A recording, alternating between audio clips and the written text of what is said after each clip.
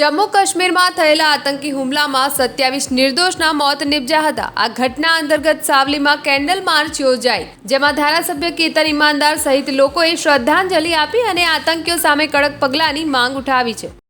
પહેલગાંવની અંદર જમ્મુ કાશ્મીરના પહેલગાંવમાં જે 22 તારીખે આતંકવાદીઓ દ્વારા જે નિર્દોષ પ્રવાસીઓ ઉપર જે બેરહમીપૂર્વક હુમલો કરવામાં આવ્યો છે અને એ હુમલાની અંદર નિર્દોષ લોકોએ જે જીવ ગુમાવ્યો છે એમને શ્રદ્ધાસુમન આપવા માટે અમે સાવલી નગર ને સાવલી ડેસર તાલુકાના લોકો ઉપસ્થિત થયા છે।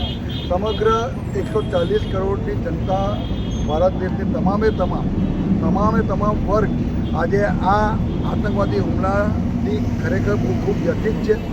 ભગવાન જે પરિવારનો જેના લાડકવાળાએ જે જીવ ગુમાવ્યો છે, જેના જીવનસાથીએ જે જીવ ગુમાવ્યો છે, એ તમામ લોકોને ભગવાન એમના આત્માને શાંતિ આપે અને જે દેશની અશાંતિ ફેલાવવાનું જે કૃત્ય આતંકવાદીઓએ કર્યું છે અને એને પ્રોત્સાહન જે પાકિસ્તાને આપ્યું છે, એ પાકિસ્તાનને પણ ભારત દેશના વડાપ્રધાન અને ભારત દેશની આ સરકાર આપણી એ જડબાતોડ જવાબ આપે એવી અપેક્ષા પણ છે અને ભગવાનને પ્રાર્થના કરીએ કે આવા લોકોને કોઈ એવી કોઈ ખરાબમાં ખરાબ નર્કમાં પણ જગ્યા ના મળે એવું મોત એમને આપજે એવી અમારી સૌની ઈચ્છા છે। અને ફરી એક વખત પરિવારજનોને અમે ખૂબ દિલથી, હૃદયથી એમને સાંત્વના આપીએ છીએ અને શ્રદ્ધાસુમન આપીએ છીએ।